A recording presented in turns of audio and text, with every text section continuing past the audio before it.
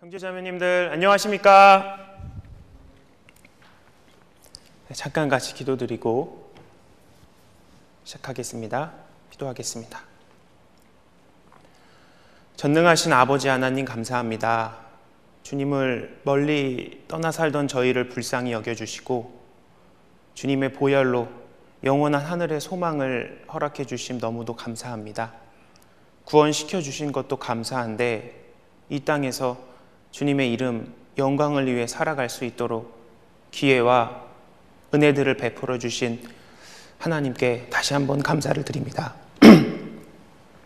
저희가 이 주님께 받은 사랑과 은혜, 주님을 위해 살 수 있는 이 시간들이 세상 너무도 많은 사람들에게는 허락되지 않았음을 늘 기억할 수 있도록 도와주시고 저희가 깨어서 좌로나 우로나 치우치지 않고 주님의 뜻을 옳게 분별하며 주님과 동행하기를 간절히 바라고 원합니다.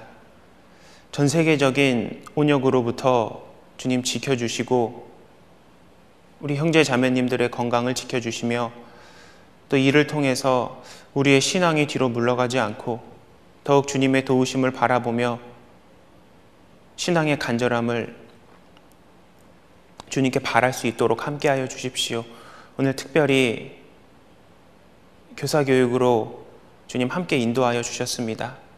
가정에서 함께 고개 숙인 우리 형제 자매님들 어떠한 상황, 어느 환경에 있든지 늘 함께하여 주시고 또 새로이 봉사를 시작하게 되시는 우리 선생님들도 하나님께서 지혜와 능력을 덧입혀 주시기를 간절히 바라고 원합니다. 이 마지막 시대에 우리 교회를 사용해 주심 너무도 감사하며 주님께서 허락하시는 그 시간까지 저희가 더욱 깨어서 주님의 이 귀한 복음을 세계 만방에 전할 수 있도록 함께하여 주시고 지금 이 시간 전 세계에 복음을 전하고 계신 우리 선교사님들 또 그 가정들, 동역자들 주님 기억하여 주옵소서. 우리의 소중한 자녀들을 또 주님께 맡깁니다. 주님의 일꾼으로 만들어 주시고 또 그 과정에서 저희의 연약함도 함께하여 주시고 저희의 교회가 더욱 주님을 위해 사는 많은 일꾼들이 나올 수 있도록 함께하여 주시고 축복하여 주십시오. 또 수원교회 주님 많이 생각하여 주시옵고 주님의 일에 계획하는 모든 일에 앞서 행하여 주시고 저희의 마음을 더욱 하나로 묶어주시기를 간절히 바라고 원합니다. 시작하는 시간부터 또 마치는 시간까지 오로지 주님께만 의지하며 언제나 저희를 사랑하시는 예수님 이름으로 기도드렸습니다. 아멘. 마태복음 28장을 찾겠습니다. 마태복음 28장입니다. 마태복음 28장 19절 20절입니다. 마태복음 28장 19절 20절입니다. 마태복음의 가장 마지막 말씀이다라고 볼 수 있죠. 그러므로 너희는 가서 모든 족속으로 제자를 삼아 아버지와 아들과 성령의 이름으로 세례를 주고 내가 너희에게 분부한 모든 것을 가르쳐 지키게 하라. 볼지어다 내가 세상 끝날까지 너희와 항상 함께 있으리라 하시니라. 예수님의 이 마태복음에 나오는 마지막 말씀입니다. 우리에게 소명을 주셨고 우리의 역할을 주셨고 어떤 방법으로 어떠한 마음과 비전을 가지고 살아가야 할지 예수님께서 말씀하셨습니다. 그러므로 너희는 가서 모든 족속으로 제자를 삼아라. 이 제자를 삼아라 이 말은 제자가 있으면 누구도 있다라는 말입니까? 네, 이 스승도 있다라는 말이죠. 그래서 이 제자를 삼으라, 너희는 제자를 삼아라 라고 말씀하셨으니까 이 너희는 당시에 이 예수님과 함께 했었던 그 제자들에게 예수님께서 말씀을 하시는데 너희는 무엇이냐? 제자를 삼는 너희는 이제 스승이 된다. 그 말씀을 하시는 거죠. 이 말씀 그대로 읽어보면 그 유명한 성인 중에 우리 공자 선생님을 생각해 보면 그 공자의 수제자가 있고, 그리고 그 수제자의 수제자가 있고, 수제자의 수제자의 수제자가 있어서 그 공자의 가르침을 지금까지 전했지 않습니까? 마찬가지로 예수님께서는 스승인, 먼저 된 스승인 예수님의 가르침을 받아, 그리고 그 제자들에게 너희도 스승이 되고 많은 제자들을 삼아라, 이렇게 말씀하십니다. 잠깐 생각을 해보면 우리가 이 세상을 각자의 세월을 지내오시면서 부모님이 가장 큰 영향력을 주셨다라고 생각이 드는데요. 부모님 다음으로 나에게 많은 영향을 끼친 분은 누구실까 생각해보면 우리 타가원 때부터, 타가원 아니죠, 유치원이죠. 유치원 때부터 국민학교, 초등학교, 중학교, 고등학교, 또 내지는 이제 대학하고 이제 사회를 거쳐서 참 많은 선생님들을 만납니다. 선생님이다 이 한자의 뜻을 보면 이 먼저 선 날생, 먼저 나신 분들의 가르침을 받고 우리가 크고 작은 영향력을 받아서 사회생활도 하고 지금의 우리가 됐지 않습니까? 뭐 일에 대한 것도 선생이 있을 수가 있고, 그리고 다양한 재능이나 기술에도 선생님이 있을 겁니다. 그런데 어떤 인생 가운데 종종 정말 훌륭한 그런 선생님을 만나게 되곤 하는데, 그 선생님을 만났다라고 했을 때 인생이 정말 귀한 인생이 되고, 그 만남은 정말 귀한 만남으로 남겨져 있는 우리 주변의 많은 사례들도 많이 있겠죠. 우리 잠시 학창 시절을 떠올려 보면 기억나는 선생님도 계시고, 그리고 나에게 좋은 영향력을 행사했던 그 선생님도 계실 텐데 혹시 지금 바로 떠오르시나요? 잠깐 생각해 보면 그 선생님은 어떠했지, 그 선생님은 이랬지 저랬지 떠올리지 않습니까? 그 이유가 무엇일까? 조금 생각해 보면 오늘의 주제인 바람직한 교사의 모습, 물론 세상적인 방법으로의 지혜를 말씀드리는 것이 아니라 그 항목으로서의 우리가 받을 교훈으로서 함께 생각을 해보고 싶습니다. 정말 좋은 선생님이다, 진짜 스승이다, 크게 세 조건이 있으리라 생각이 듭니다. 첫 번째는 선생님이니까 가르쳐야 되지 않습니까? 잘 가르쳐야 됩니다. 그냥 가르치는 것이 아니라 학생의 눈높이에 맞게 알맞는 지식으로 잘 가르쳐야죠. 가르치지 못한다라고 했을 때는 선생이 아니라 그냥 돌봄이다라고 할 수 있습니다. 마찬가지로 잘 가르치기 위해서는 잘 배워야 하고 노력도 필요합니다. 우리는 하나님의 말씀을 가르쳐야 되기 때문에 말씀도 잘 배워야 하고 노력도 필요하고, 그리고 진정한 선생님이신 예수님께 지혜도 구해야 하고 하나님의 말씀을 통해서 우리가 배워야 하는 거죠. 그리고 두 번째로 중요한 것이 뭐냐, 이 제자를 사랑하는 선생님일 겁니다. 이거는 아마 그 선생님의 가장 중요하자 이 기본이 되는 덕목일 것입니다. 사랑이 없는데 가르치기는 잘한다, 그러면 선생이다라고 하지 않고 우리는 강사라고 이야기를 합니다. 우리 형제 자매님들 일타 강사라는 그런 표현 들어보셨습니까?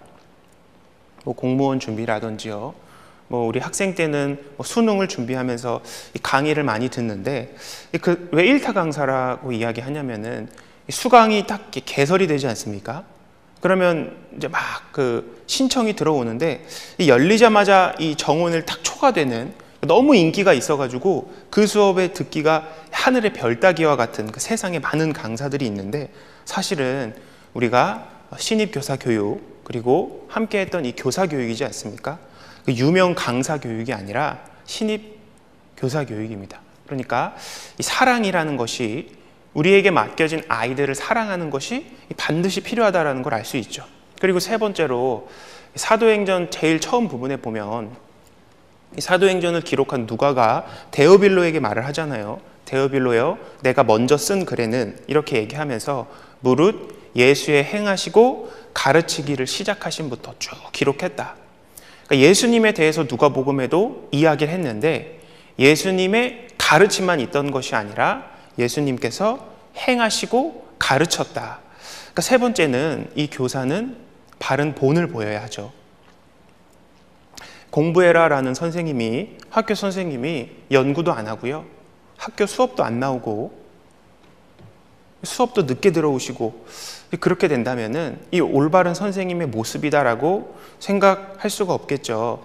우리가 대부분 어렸을 때 기억하는 선생님, 긍정적인 부분의 선생님도 있지만 많은 대화 속에서 그런 선생님을 떠올려 보면 부정적인 방향의 선생님들이 많이 계십니다. 대체적으로 어떻습니까? 너무나도 우리를 사랑해서 그 따뜻한 손으로 우리의 얼굴을 어루만지셨던 그런 선생님도 생각이 나고, 제가 생각나는 선생님은 그 도덕 선생님이셨는데, 나이가 이제 한 30대 중반 정도 되시는 굉장히 이렇게 인자해 보이시는 이제 여자 도덕 선생님이셨는데요. 야, 그렇게 욕을 잘하시는 분을 제가 그때 당시 나이에 만나보질 못했던 것 같아요. 분명히 과목은 도덕 선생님이신데, 혹시 그 도덕을 가르치고 계신 선생님들이 계시다면, 제가 그런 의미가 아니라, 그러니까 도덕을 가르치시는데 욕을 굉장히 잘하시면은 이 도덕이 도대체 내가 뭘 배우는 것일까? 그래서 아직도 잊혀지지 않았던 그런 경험이 있어요. 그러니까 훌륭한 선생님이다 하면은요, 잘 가르치시고 사랑하시고 본이 되는 이 세 가지를 하나만 있어서 되는 것이 아니라 다 각자 이 골고루 함께 갖춰야 하죠. 바람직한 교사의 모습. 제가 바람직한을 사전에 계속 찾아봤는데요, 이런 표현은 우리 바라다 라는 단어에서 유래됐다라고 합니다. 그러니까 바람직한 교사다라는 표현은 바랄 만한 가치가 있다, 본받을 만한 가치가 있는 그런 선생님이다. 그러니까 뜻으로 이렇게 어렵게 정의하지만 통상적으로 좋은 선생님, 훌륭한 선생님 하면은 바람직하다 이렇게 볼 수가 있습니다. 그러면 우리가 이 지혜를 얻기 위해서 또 새로 교사 봉사를 시작하신 분들도 마찬가지고, 그리고 오랫동안 봉사를 하셨던 분에게도 마찬가지고, 오늘 시간은 함께 모두가 다 유익한 시간이리라 생각이 들고요. 우리 성경 속에서 그러한 선생님의 모습들을, 바람직한 교사의 모습들을 한번 우리가 생각해 보면서 교훈을 받아보겠습니다. 그래서 여기 잠깐 읽었던 말씀 중에 그러므로 너희는 가서, 이거죠. 그러니까 성령을 받은 후에 오기만을 기다리는 것이 아니라 가서 적극적으로 전해라. 하나님은 우리에게 적극성을 말씀하셨고, 그래서 우리가 선교까지 가는 것이고 땅끝까지 이르러 내 증인이 되리라 말씀하리라 하나님께서 명령하셨고, 모든 족속에게 가고 있고 지금도 그러고 하고 있습니다. 모든 족속으로 제자를 삼아라. 이 말뜻은 구원의 길로 인도 플러스 알파 제자 삼아라, 이게 같이 들어가 있는 거죠. 그러니까 구원은 이 죄인이 예수님의 전적인 은혜를 깨닫고 믿음으로 값없이 받는 것인데, 이 제자가 되는 것이다 하면은 이제 구원해 주신 주님을 배우고 따르고 섬기며 순종하는 그 삶이 이 제자의 삶이라고 할 수 있겠죠. 그래서 이때 당시에는 이 말을 들었던 사람을 12명으로 압축해 본다라고 하면은 이 12사도만 그리스도의 제자인 거냐, 그 뜻이 아니라 구원받은 그리스도인 자신이 그리스도의 제자가 돼야 함을 하나님께서 명심하라라고 말씀하신 거죠. 그러니까 이 제자 삼으라는 말은 구원받게 하라는 말씀 한 걸음 더 나아가는 말씀이다. 구원받은 사람의 주님을 따르는 생활을 강조한 그 부분이다.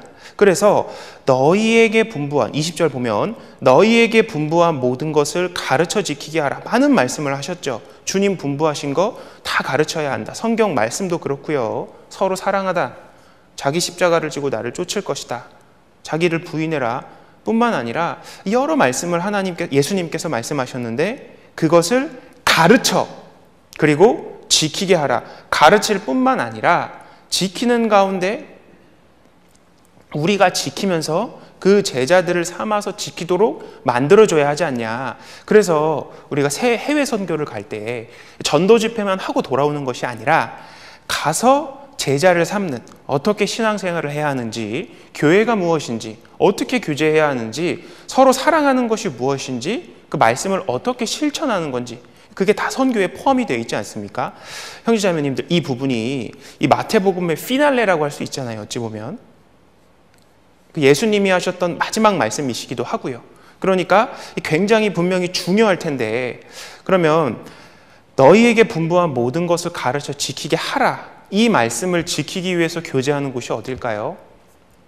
물론 교회인데 이 교회 안에서 어떤 봉사가 더 중요하고 어떤 봉사는 덜 중요하고 그 말씀을 드리는 것이 아니라 이 말씀에 가장 합당하게 문자 그대로 우리가 이해하고 실질적으로 이 말씀을 경험해보고 함께 해볼 수 있는 봉사가 어디일까? 우리가 생각해 본다면 우리 형제 자매님들이 지금 자리에 앉아 계신 그 이유일 것이다. 그런 생각이 듭니다. 유치부, 초등부, 중등부, 고등부 교회학교 교육 주제 말씀이 목표 말씀이 전도서 12장 13절 말씀입니다. 하나님을 경외하고 그 명령을 지킬지어다. 그 말씀하고 모든 것을 가르쳐 지키게 하라. 이 교사 봉사하고 아주 일맥상통하다라는 것을 우리 볼 수 있죠. 자, 그러면 먼저 이 말씀을 들었던 사람 중에 예수님의 제자 중에 빌립이라는 제자가 있었습니다. 요한복음 6장을 찾아보겠습니다. 요한복음 6장. 이제 그 모습이 어떤 모습이 있을까 저희가 함께 생각을 해보겠습니다. 요한복음 6장 1절 151페이지입니다.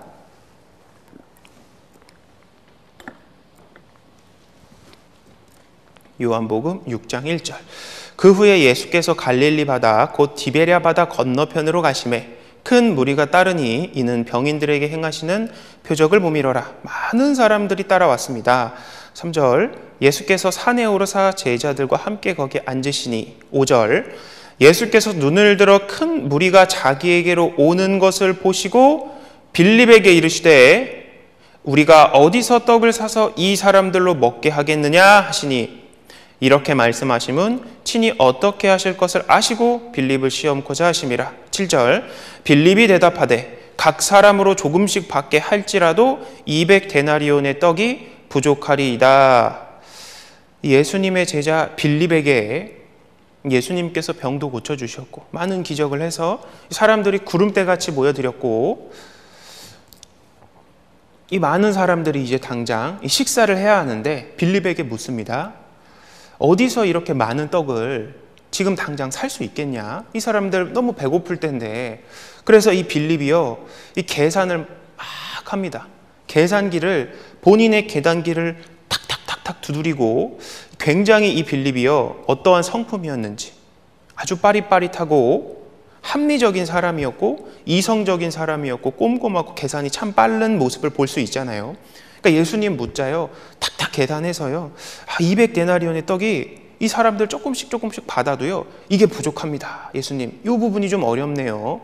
본인의 계산기를 참 기가 막히게 두드렸던 것 같아요. 그런데 그러한 계산, 합리적이고 그런 부분은 분명히 있지만 이것도 교사로서 필요하지만 이 뭐가 하나가 빠져 있냐? 뭐가 빠져 있습니까?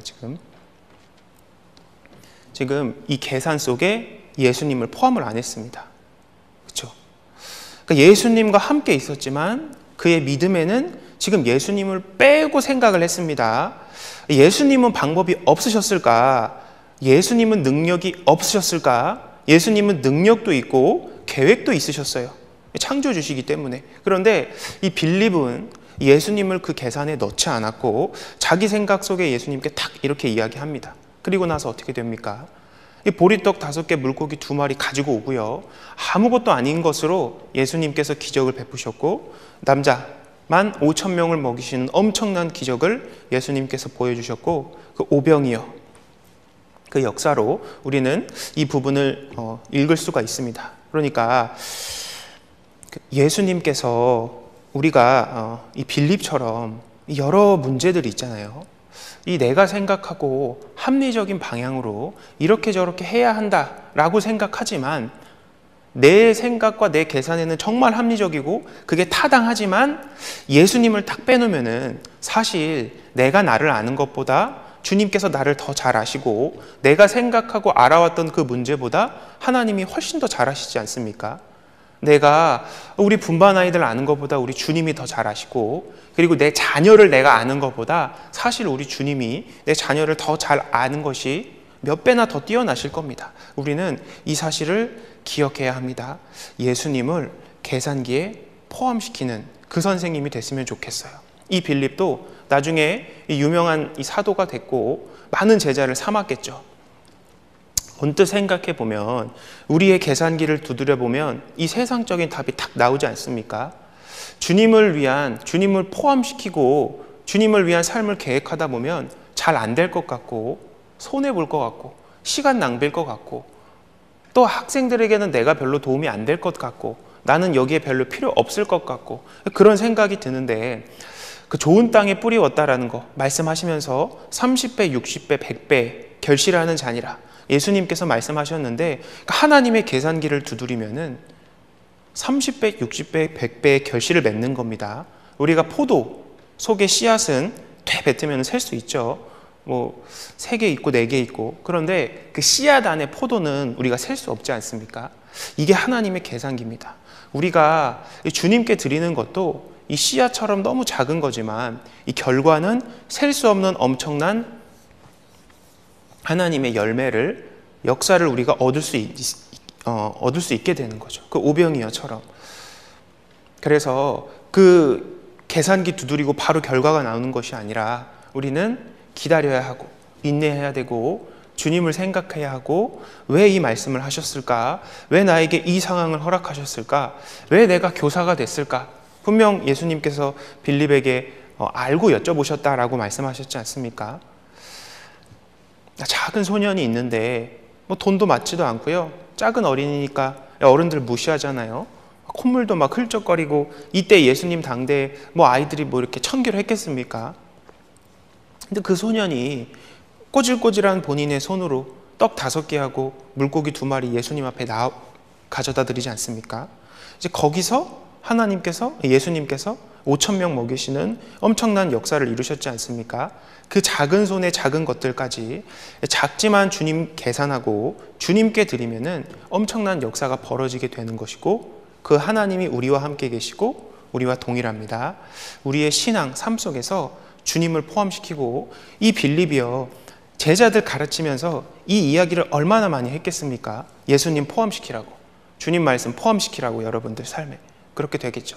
그것을 알려주는 그 교사가 됐으면 좋겠습니다. 그리고 두 번째 사도행전 12장입니다.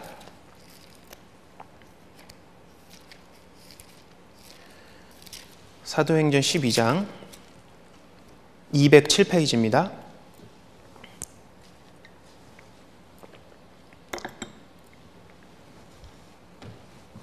1절 잠깐 읽겠습니다. 그때 헤롯 왕이 손을 들어 교회 중 몇 사람을 해하려 하여 요한의 형제 야고보를 칼로 죽이니 유대인들이 이 일을 기뻐하는 것을 보고 베드로도 잡으러 할세 때는 무교절일이라. 이 헤롯 왕이 이 야고보를 예수님의 제자 야고보를 죽였습니다. 그러니까 이 유대인들이 기뻐했죠. 옳았거니. 이 헤롯 왕이 이 유대인들의 마음을 사기 위해서 왕건이 베드로를 지금 잡아서 감옥에 넣습니다. 이 뒤의 내용은 잠깐 시간 관계상 설명을 드리면은 이 베드로가 감옥에 들어가게 됐고 이 명절이었기 때문에 명절 지난 다음 날 밤에 이 베드로를 죽이기 위해서 준비하고 있었습니다. 베드로는 편히 자고 있었어요. 아마 예수님께서 본인에게 하셨던 말씀도 기억했고 야, 정말 주님을 위해 후회 없이 살았다라는 그런 마음이 있었기 때문에 그렇게 두려운 상황에서도 예수님 만날 생각하고 편히 쉬고 있었던 그런 믿음이었지 않았을까 생각이 듭니다. 그런데 여기 5절 보면 이에 베드로는 옥에 갇혔고 교회는 그를 위하여 간절히 하나님께 빌더라. 베드로는 감옥에 갇혀 있었고 시간은 캄캄한 밤이었습니다. 이 하룻밤이 지나면 베드로가 죽게 되는데 여기서 그때 구원받은 형제 자매님들은 베드로 감옥에 있는 그 베드로를 위하여 간절히 뭐하고 있었습니까? 하나님께 빌더라 기도하고 있었죠. 봉사에만 기도하고 있었던 것이 아니라 어머니회, 은빛장년회, 우리 아이들 다 아마 모여서 하나님께 간절히 기도하고 있었을 겁니다. 그 뒤에 이 베드로가 기적적으로 풀려나게 됩니다. 11절로 넘어가 보면 이에 베드로가 정신이 나서 가로되 내가 이제야 참으로 주께서 그의 천사들을 보내어 나를 헤롯의 손과 유다 백성의 모든 기대에서 벗어나게 하신 줄 알겠노라 하여 12절 깨닫고 마가라 하는 요한의 어머니 마리아의 집에 가니 여러 사람이 모여 기도하더라. 아까 이 앞절 5절에 봤을 때 사람들이 어디서 모여서 기도했냐? 이 마리아의 집이었다. 이 마리아가 누구의 어머니냐면 이 마가 요한, 마가복음을 기록한 마가의 어머니의 집이었는데 그 집에서 형제 자매님들이 모여서 뭐 하고 있었습니까? 기도하고 있었습니다. 자, 두 번째 바람직한 교사의 모습이 뭐냐? 기도하고 기도를 가르치는 교사의 모습이거든요. 여기서 한 아이가 등장하는데, 자, 13절. 베드로가 대문을 두드린데 로데라 하는 계집아이가 영접하러 나왔다가 베드로의 음성인 줄 알고 기뻐하여 문을 미처 열지 못하고 달려들어가 말하되 베드로가 대문 밖에 섰더라 하니, 이게 무슨 이야기냐면 지금 야고보도 죽었으니까 교회에 큰 이 염려가 있었고 이 베드로도 잡혀 있으니까 야, 우리가 오늘은 진짜 베드로 사도만은 우리가 잃으면 안 된다. 하나님 앞에 어떻게 해서든지 우리가 더 간절하게 모이자, 기도하자. 마리아는 제 집 개방할 테니까 저희 집에 오시라고 해가지고 다 같이 모여가지고 지금 이 기도를 하고 있는 상황인데, 하나님께서 이 형제 자매님들의 기도를 들으셨을까? 베드로를 간절히 살려달라는 그 기도를 결과적으로 봤을 때는 그 기도를 들으셨죠. 그리고 그 기도대로 베드로가 이 기도하고 있는 집으로 찾아 들어갑니다. 누구세요? 나 베드로다. 로데라는 그 계집아이가 마중 나왔잖아요. 지금 안에서는 누구를 위하여 기도하고 있습니까?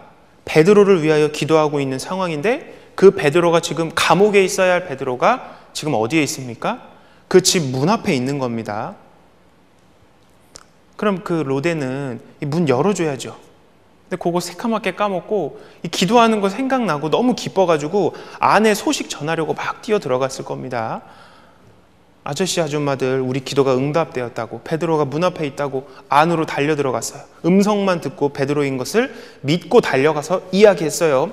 그런데 반응이 지금 다 베드로 위에 기도하고 있으니까, 야, 우리 기도가 이루어졌다, 하나님 정말 감사합니다, 대단합니다, 이런 반응이 나와야 정상일 것 같은데, 15절 보면 저희가 말하되 내가 미쳤다, 계집아이는 힘써 말하되 참말이라 하니 저희가 말하되 그러면 그의 천사라 하더라.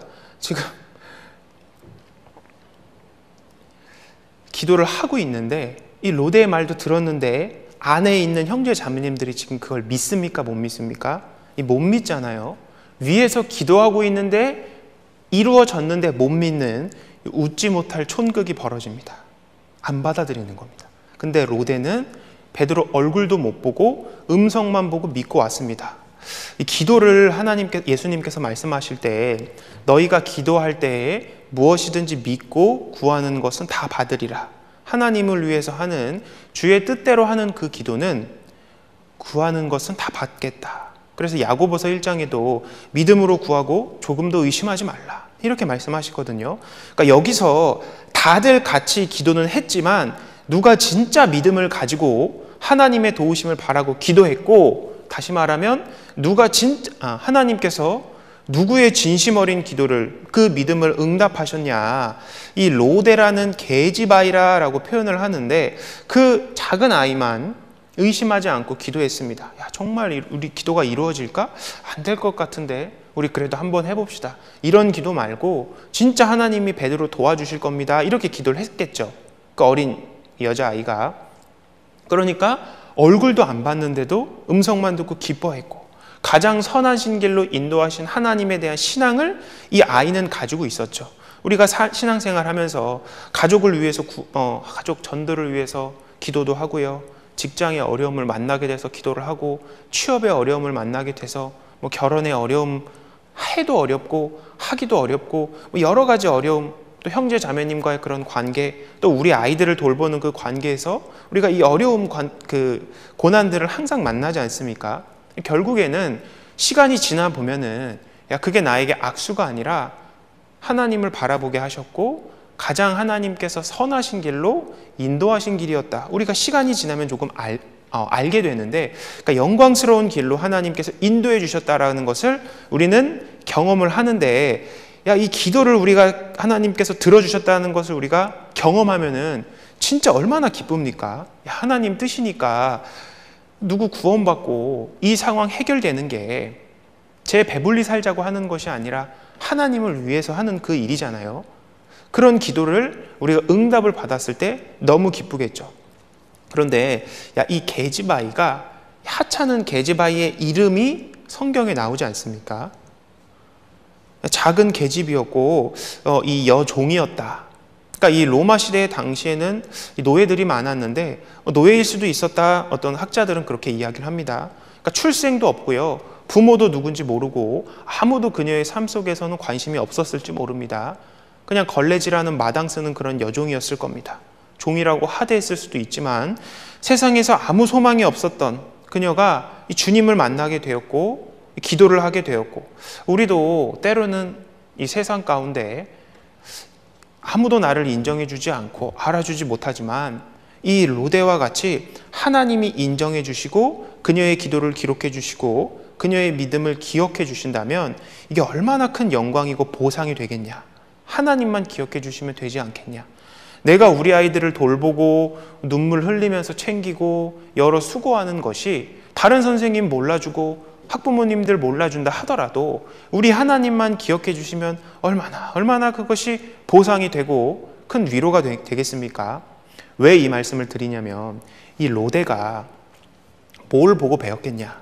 형제자매님들 기도할 때 그 형제자매님들 기도하는 모습을 보고, 기도가 뭐예요? 베드로가 어떤 상황이에요? 하나님께서는, 예수님께서 예전에 어떤 상황이 있었어요? 그 이야기를 계속 들었지 않습니까? 그러니까 이때 상황에서는 그 함께 있었던 교회의 믿음이 다 오진 않았지만 로데에게 전달이 되었고, 로데의 그 믿음도 뛰어났지만 그녀에게 믿음을 심어준 사람들이 누구냐? 이 교회에 있었던 어른들이었잖아요. 그러니까 어른들이 없었으면 로데도 안 나왔을 텐데, 우리가 교회 학교에서 교사로서 봉사하고 주님의 말씀을 알려주고 지키게 하는 것이 이와 같은 행동입니다. 우리는 나이가 많아 이제는 주님을 위해 선교도 어렵고 여러 가지 일도 못한다라고 생각이 들지만, 우리의 이 어린 우리 학생들이 진짜 주님 앞에 탁 받쳐져서 일꾼이 탁 나오면은요, 이 더할 나위 없게 되는 겁니다. 그러니까 기도를 가르치는 교사, 이 로데는 그 선생님들, 그 형제 자매님들을 통해서 이 기도를 배우게 되었겠죠. 성경에는 1000여 명의 인물들이 나옵니다. 그리고 그 이름이 기록된 사람도 있고 기록되지 않은 사람도 있는데, 하나님의 말씀인 이 성경에 자기의 이름이 기록되었다. 이 얼마나 큰 영광이 되었을까요? 하나님께 기억되는 선생님이 되셔야 됩니다. 소돔과 고모라의 그 롯 아시지 않습니까? 롯은 아브라함의 조카였고 엄청난 이 믿음의 그 하나님께서 함께 하셨던 아브라함과 평생을 함께 했고, 그리고 아브라함과 같은 복을 받을 수 있었던 기회까지 부여받았던 그 롯이었는데, 그 롯의 아내가 이름이 혹시 무엇인지 아십니까? 우리는 그녀를 소금 기둥으로 기억하고 있습니다. 그냥 롯의 처로만 기억이 되어 있습니다. 롯의 두 딸이 있잖아요. 큰 딸과 작은 딸. 모압과 암몬 자손, 그 시작을, 조상을 낳은 그 롯의 두 딸이지만 이름이 기록되어 있지 않습니다. 하나님 앞에 가치가 없습니다. 나사로, 그리고 나사로와 함께 이야기를 끌어나갔던 그 한 부자가 나오지 않습니까? 거지였지만 이름은 분명히 나사로라고 기록이 되어 있는데, 그렇게 잘나고 잘 먹고 잘 살았던 부자의 이름은 삭 빠져 있습니다. 성경에 기록되어 있지 않습니다. 그런데 이 하찮은 게지바이의 이름이 성경에 기록되어 있다? 디모데, 바울이 가장 아꼈던, 아들처럼 아꼈던 동역자, 이 디모데. 그 디모데에게는 외할머니가 있었는데 또 어머니가 있었고 아버지가 있었죠.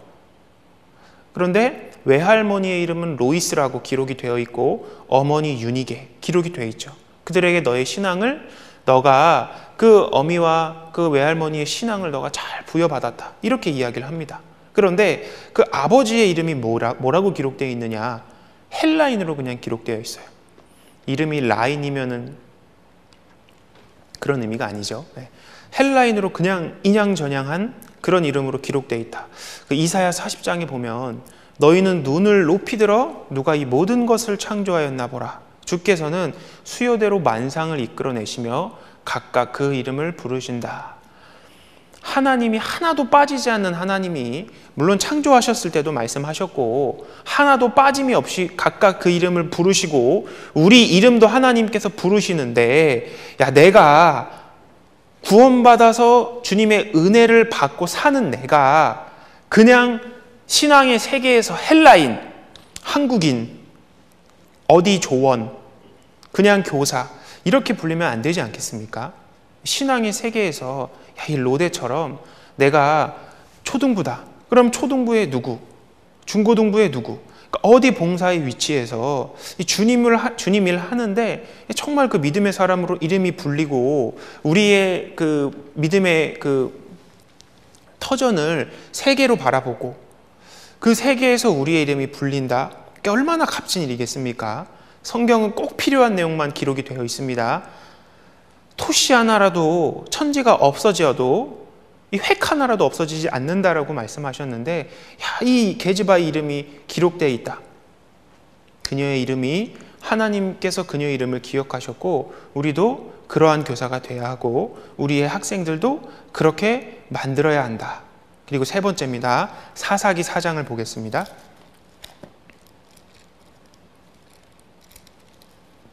사사기 4장.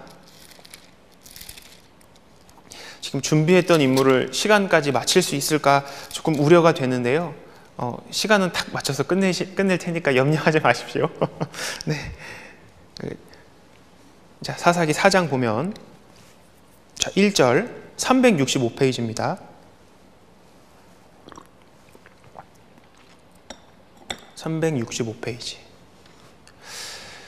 에훗이 죽은 후에 이스라엘 자손이 또 여호와의 목전에 악을 행하매 여호와께서 하솔에 도읍한 가나안 왕 야빈의 손에 그들을 파셨는데 그 군대 장관은 이방 하로셋에 거하는 시스라요 야빈 왕은 철병거 900승이 있어서 20년 동안 이스라엘 자손을 심히 학대한 거로 이스라엘 자손이 여호와께 부르짖었더라. 이 사사기 내용이 계속 반복되는 것이죠. 하나님의 백성인 이스라엘이 또 악을 행하고 징계를 받고 하나님을 부르짖게 되고 사사를 보내주시고 하나님께서 도우시고 그 도움에서 구원시키시고 백성의 신앙이 돌아오고 이게 이 사사기 전체에서 계속 반복되는데 이 4장에 보면 지금 또 악을 행하니까 이 가나안 왕이 등장을 해서 무기가 있었는데 철병거 900승입니다. 그 사사기 1장에 보면 가장 싸움을 잘하고 수가 많았던 유다 지파도 이 철병거 가지고 있었던 대적들 때문에 거기를 점령 못하거든요.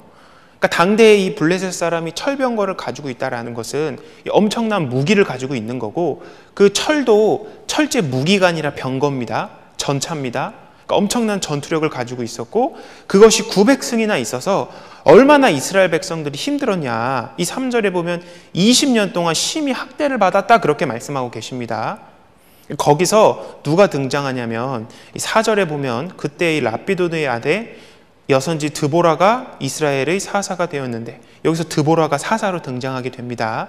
그리고 하나님께서 그 대적을 어떠냐? 이제 물리치실 그 대적의 손에서 구원시키실 역사를 펼치시는데 드보라가 직접 나가는 것이 아니라 아무래도 여성이니까 이렇게 막 칼 들고 싸우기가 어려웠겠죠. 그래서 이 6절에 보면은 드보라가 보내어 아비노함의 아들 바락을 납달리 게데스에서 불러다가 그에게 이르되 이 바락을 부릅니다. 아마도 이 바락은 되게 전투도 잘 했었고 백성들에게 인지도도 있었고 나름 신앙도 있었던 그 사람이다라고 생각이 듭니다. 그를 불렀고 왜냐하면 하나님의 말씀을 받았어요. 바락을 임명하라고.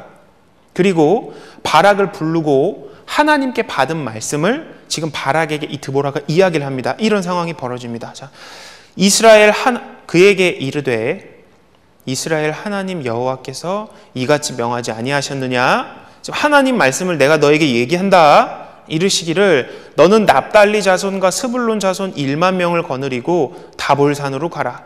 함께 할 사람들 하나님께서 정해주셨고 어디로 가서 싸우라 위치 정해주셨죠. 그리고 7절 내가 야빈의 군대 장관 시스라와 그 병거들과 그 무리를 기손강으로 이끌어내게 하고 그를 내 손에 붙이리라 하셨느니라.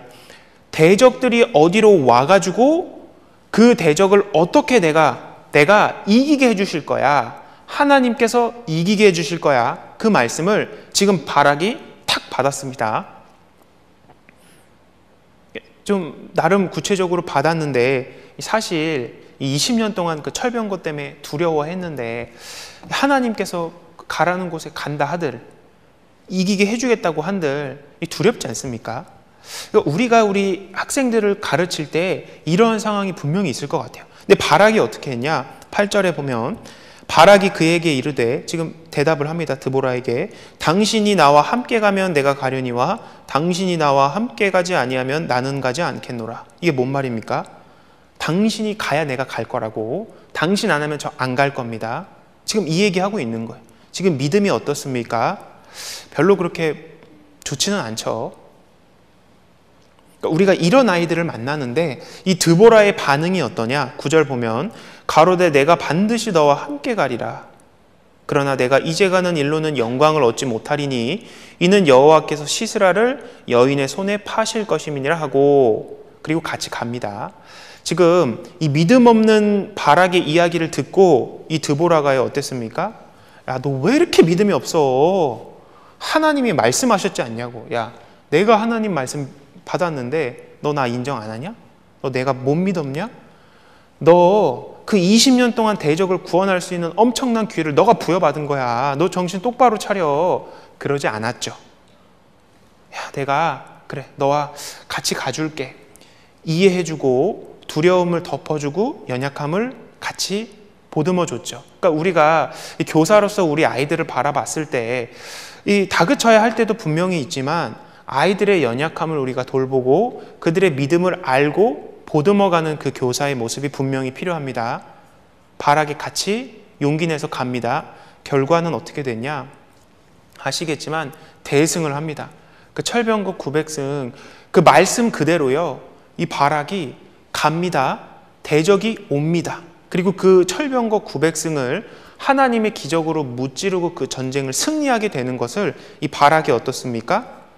진짜로 경험하는 거예요. 그러니까 본인이 깨닫게 됩니다. 야, 얼마나 아쉬웠겠습니까? 영광을 여인의 손에 파실 것입니다 라고 했는데 그 영광이 나중에 겐사람 헤벨의 아내 야엘의 손으로 돌아가게 됩니다. 바락은 그것도 다 보게 됐죠. 그리고 바락이 어떻게 끝나냐? 히브리서 11장에 믿음의 사람으로 바락의 이름이 들어갑니다. 그러니까 본인이 경험을 하는 겁니다. 야, 하나님 말씀 나 받았고 들었고 배웠는데 진짜 이루어지는 것을 보면서 얼마나 놀라고 또 믿음이 없었던 자신도 후회하고 또 다짐도 하고 더 주님을 위해 열심히 살리라 격동도 되었겠습니까? 아, 내가 그때 믿음이 없었구나. 시간 지나니까 하나님의 도우심도 경험을 하게 되고요. 야, 말씀 그대로 된다는 것도 경험을 하고 이 믿음장에 올라가는 걸 봐서 야, 우리가 이 아이들의 모습을 이렇게 우리가 바라본다면 아이들의 특성도 알고, 어떤 학생은 교회 오면 잡니다. 선생님이 옆에서 아무리 깨워도 그냥 자요. 졸면은 좀 이해를 할 수 있는데 그냥 덮어놓고 자는 애도 있습니다. 야, 이 쟤는 왜 교회 와서 잘까? 교회 와서 자면은 막 이런 마음이 막 들어오잖아요. 그런데 야, 세상을 우리가 한번 바라보면은 세상은 어떨까? 지금 우리 그 교직에 계신 선생님들, 그 형제 자매님들도 많이 계신데요. 예전하고는 너무나도 다릅니다. 완전히 지금 상전벽해예요. 죄송한 표현이지만 세상이 미쳐 돌아가고 있다. 그 표현이 과언이 아닙니다. 애들이 다 자고요. 학교에서는 거의 그 선생님의 권위, 학생의 그 모습, 그런 부분이 다 없어졌습니다. 그러니까 그런 아이들이 평생 일주일 내내 그런 아이들 모습과 거기에 섞여 살고 있는데 그 아이들이 교회에 와서 구원은 받았다 하지만 그런 모습이 있을 수 있다는 게 이해를 못하는 게 아니라 어찌 보면 우리가 이해할 수 있고, 그런 아이들이 어디 와서 하나님 말씀을 배우고 조금이라도 하나님의 사랑을 깨닫고 이해할 수 있을까 생각이 됐을 때 그 마음에 알면 우리가 조금 보듬어주고 이해를 할 수 있고 아이들의 연약함도 잘 보듬어줄 수가 있겠죠. 우리나라에 재미난 마케팅 사례가 있는데요. 코카콜라하고 펩시콜라가 양대 산맥이잖아요. 우리 형제자매님들 어떤 콜라 좋아하십니까? 대체적으로는 우리 선생님들의 연배 정도면 코카콜라를 좀 많이 좋아하죠. 아닌가요? 대체적입니다. 코카콜라가 원조고 이 브랜드 파워도 더 있으니까 코카콜라를 선호하는데 우리나라에서 어떤 일이 있었냐. 이 펩시에서 이 업소용 아시죠? 이 업소용으로 이 싸게 이 펩시가 그 업소에 판 겁니다. 그러니까 그 업주들은 싸죠. 싼 것을 더 싸게 팔 수 있으니까 소비자들도 좋고, 그래서 그 코카콜라는 브랜드 네이밍이 있으니까 업소용에서 안 갔습니다. 그런데 이제 펩시는 그렇게 했고, 그 많은 업소용의 시간을 좀 표현이 이상하네요. 네. 그 시간을 좀 지나서 아이들이 그 맛을 경험을 하게 되고 많이 접하게 되고, 왜냐하면 그 치킨 사면은 같이 콜라 따라오지 않습니까? 그러니까 애들이 자연스럽게 접하니까 이 뭐가 되냐면은 입맛이 바뀐다는 거예요. 코카콜라의 그 맛이 있어서 우리는 이게 콜라다라고 하는데 그 펩시 제가 그 돈 받고 하는 거 아닙니다. 그래서 단 맛이 아이들의 입에는 지금 이게 적응이 된 겁니다. 그러니까 그 아이들이 나중에 컸을 때 어떻습니까? 펩시를 찾게 되는 겁니다. 마케팅을 참 잘했다라는 그 사례로 남아져 있는데, 그 맛도, 콜라의 맛도 애들이 적응이 되잖아요. 비유하자면 굳이 하나님의 말씀이 엄청난 말씀이고, 하나님의 말씀을 능력을 경험을 하게 되면 이 삶에 엄청난 경험이 되고, 이 바락도 엄청난 사사가 됐고, 나중에 싸움을 다 물리쳐서 이스라엘 백성들을 건지는 데 그 중심이 됐던 사사가 있었는데, 그렇게 연약한 부분도 그 상황을 잘 판단을 해서 잘 맞게 이렇게 그 마케팅을 했지 않습니까? 우리도 아이들을 봤을 때 콜라를 먹이자라는 말씀이 아니라 우리 그 좋은 말씀을 잘 우리가 갈아서 선생님이 잘 이렇게 가르쳐주고 본 보여주고 함께 해주시는 모습, 그게 있지 않습니까? 야, 신앙생활이 재밌구나, 말씀 읽는 게 재밌구나, 이런 것들을 우리 애들에게 맛을 좀 미리 보게 하면은요, 우리 아이들이 크면은 말씀을 얼마나 찾겠냐. 하다 못해 콜라도 그런데 신앙이 어떻겠냐 이 말입니다.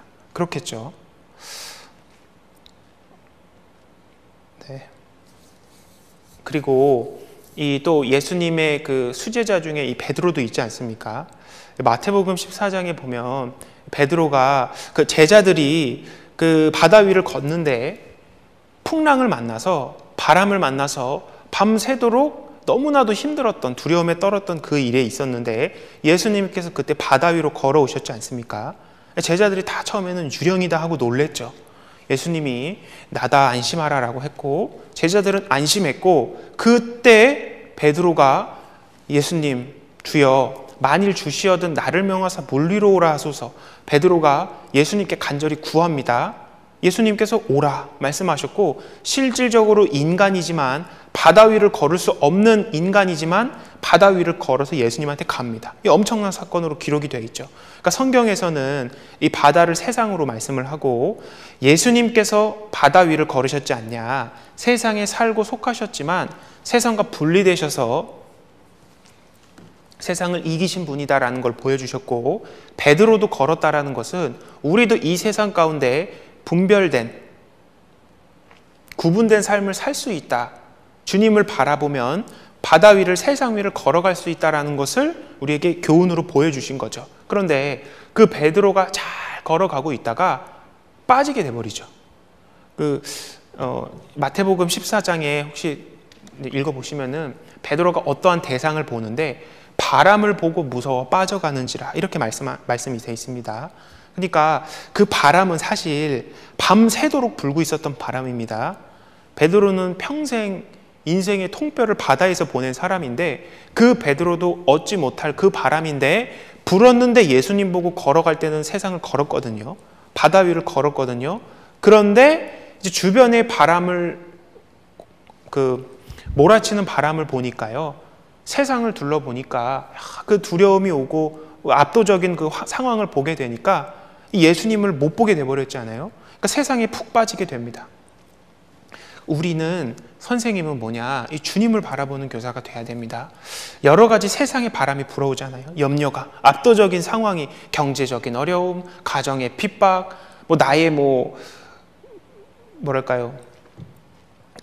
내가 할 수 없는 그런 걱정이 되는 그런 상황, 또 건강에 대한 염려, 여러 가지 주님을 위해 살 수 없는 그런 여러 가지 세상적인 그 바람이, 신앙의 바람이 불어오는데, 주님 봤을 때는 문제없이 걸었는데 주님 싹 빠지니까 빠져버렸지 않습니까? 우리 그 선생님들이 그런 이 세상 가운데 주님을 바라보고 걷는다면은 그 배에 타고 있었던 옆에 동료 제자들이 얼마나 놀랐을까요? 격동을 얼마나 많이 됐을까요? 그리고 그 베드로에게도 그 신앙의 경험이 얼마나 본인의 삶의 축적이 돼서 본인이 사도로서 복음을 전하는데, 그 교제할 때 얼마나 그것이 많이 있겠습니까? 그러니까 세상 바람을 보면 빠지잖아요. 우리도 바람직한 교사가 돼야지 바람을 보는 교사가 되면 안 됩니다. 그러니까 바람직한 부부가 돼야지 바람난 부부가 되면 안 되잖아요. 그 무에 바람이 들지 않습니까? 무에 바람이 들면은 무쓸모가 됩니다. 우리가 신앙 가운데 바람을 보는 것이 아니라 주님을 바라보는 그 선생님이 되셨으면 좋겠어요. 헬스장에 걸려있는 글귀입니다. 바빴다는 것은 이유였을까? 핑계였을까? 생각이 들죠. 헬스장에 바빴다라는 것은 헬스를 못하는 이유였을까? 핑계였을까? 코로나는 우리의 신앙의 이유였을까? 핑계였을까? 바람이 불어옵니다. 그 바람은 이유였을까? 핑계였을까? 사실 코로나 때문에 신앙에 문제가 생겼다? 개인적으로 저는 그렇게 묵상이 되지 않습니다. 코로나 때문에 신앙에 문제가 생긴 것이 아니라 문제가 있던 것이 코로나 때문에 나타난 것입니다. 라고 그렇게 생각이 들어요. 이 세상에 세찬 바람이 불어올 때, 무서운 압도적인 스케일의 바람이 불어올 때 주님만을 바라본다면은 세상 가운데 걸을 수 있듯이, 당당하게 걸을 수 있듯이, 우리 선생님들도 우리 학생들을 가르치면서 그러한 상황 속에 대한 교제를 하고, 우리 중학생들도 고등학생들도 그런 교제가 되거든요. 실제로 그런 부분을 잘 교제해 주셨으면 좋겠습니다. 자, 전도서 12장입니다.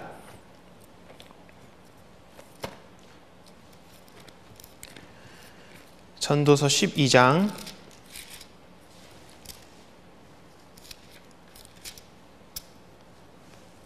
11절 보면 959페이지입니다.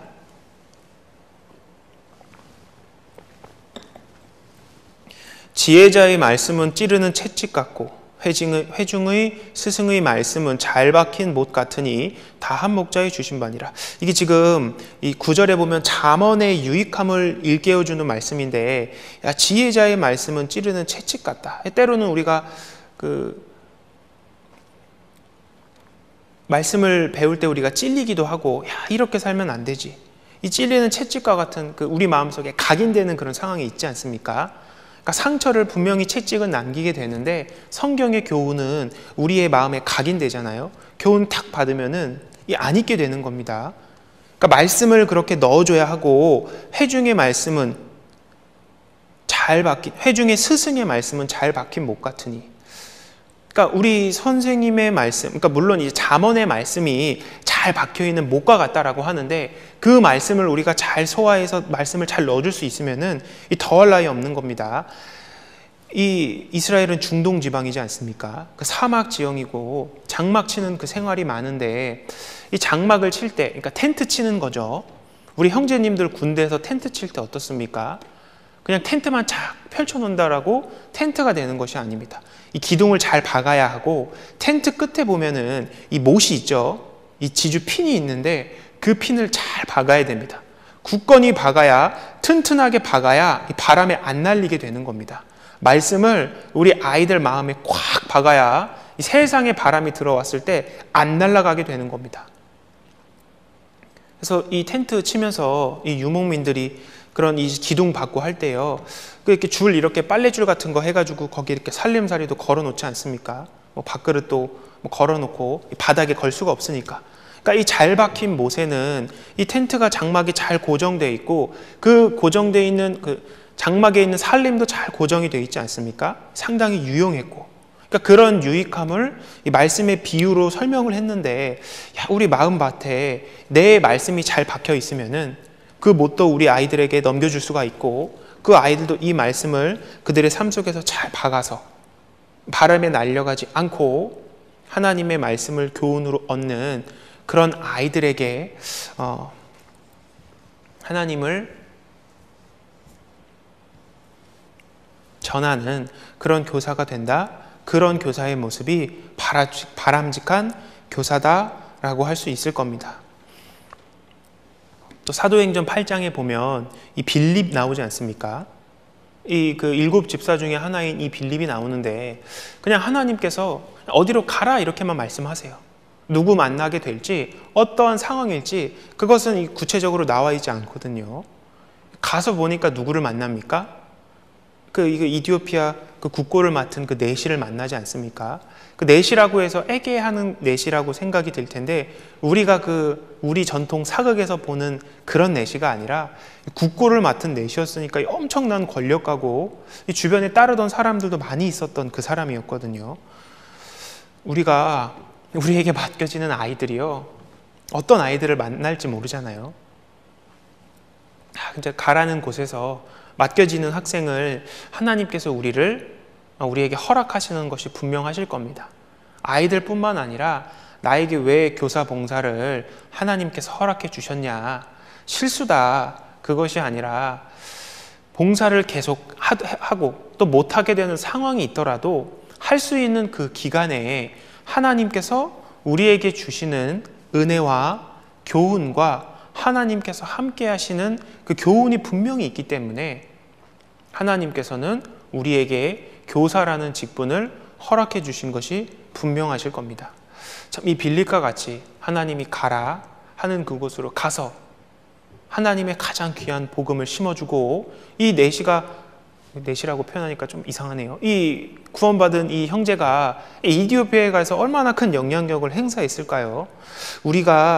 하나님께 우리가 전적으로 맡긴 영혼 하나님께 맡기고 하나님께 아멘하고 우리가 나아갔을 때 하나님이 엄청난 역사를 함께 하신다.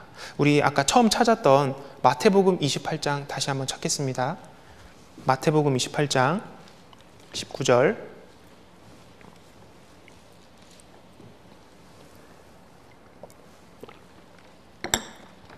그러므로 너희는 가서 모든 족속으로 제자를 삼아 아버지와 아들과 성령의 이름으로 세례를 주고 내가 너희에게 분부한 모든 것을 가르쳐 지키게 하라. 볼지어다 내가 세상 끝날까지 너희와 항상 함께 있으리라. 하나님이 우리와 함께 하십니다. 이 상황 모든 속에서 하나님은 나와 함께 하십니다. 여러분 교사하시는 거 하나님이 나와 어떤 상황 속에서도 함께 하신다. 그거 믿으셔야 합니다. 우리는 배경이 다릅니다. 성격이 다릅니다. 성향 다르고 믿음 다르고요. 배운 것들 다 다릅니다. 그래서 우리는 이 교사라고 하면 너무 전문적이어야 되고 성경을 많이 알아야 하고 그렇게 생각이 드는데 그것도 좋지만 아까 그 빌립처럼 그런 모습도 필요하지만 아이들을 정말 사랑하고 하나님께 믿고 하나님을 바라보고 하나님께 의지하는 그런 믿음의 바람직한 교사가 필요하겠죠. 많은 지식도 식자우환일 수 있습니다. 나는 가방끈이 짧아요. 믿음의 끈과 우리는 소망의 끈이 있잖아요. 그러니까 그런 것들이 문제가 되는 것이 아니라 여러분 이 예수님의 말씀을 마지막 말씀을 우리가 함께 할 수 있는 그 기회를 우리가 받은 것이다 라고 생각해도 틀리지 않다라고 생각이 들어요. 예수님 말씀을 진짜 함께 체험하고 경험해보고 하나님이 함께 하시는 걸 느낄 수 있는 봉사의 위치가 어딜까? 그 예수님이 우리와 함께 하시고 그 예수님의 가르침을 우리가 전한다. 여러분 엄청난 자부심을 가져야 됩니다. 이소룡 제자도 자부심을 갖잖아요. 내가 이소룡 선생한테 배웠다. 하물며 세상의 그 선생에게도 그 자부심을 갖는다면 우리는 예수님의 제자이자 예수님의 말씀과 그 신앙과 경험을 전수해주는 교사로서 다른 사람들이 대단한 것이 아니라 우리가 진짜 세상의 빛이고 우리가 진짜 하나님의 나라를 위해 사는 그 사람들입니다. 하나님 앞에 아름다운 이름으로 기록되는 우리가 이 세상에서 가장 귀한 존재고 여러분들이 그 기회를 부여받은 것이고 하나님께서 함께 하시는 거니까 진짜 바람직한 교사가 되어서 우리 아이들의 신앙과 뿐만 아니라 나의 신앙을 또 나의 영광을 하나님께 돌리는 그 영광으로 우리의 신앙 가운데 하나님 앞에 귀한 이름이 되고 나중에 주님 만났을 때 야, 너 그렇게 어려운 상황 속에서 힘든 상황 속에서 네 정말 잘했다. 네 정말 귀하게 참 충성했구나. 신앙생활 정말 잘했다. 이 위로와 칭찬을 받는 우리 형제 자매님들이 되시길 바랍니다. 기도하겠습니다. 언제나 저희를 사랑하시는 하나님 아버지 감사합니다. 오늘 저희 교사 교육으로 함께해 주심 너무도 감사하며 저희의 소명을 떠올리며 하나님께서 허락하시는 소중한 영혼들 주님을 의지하여 주님의 자녀로 주님의 일꾼으로 만드는 데에 저희를 사용하여 주시고 능력을 더하여 주시기를 간절히 바라고 원합니다. 이후에 진행되는 또 교제의 시간 주께 의지하며 언제나 저희를 사랑하시는 예수님 이름으로 기도드렸습니다. 아멘.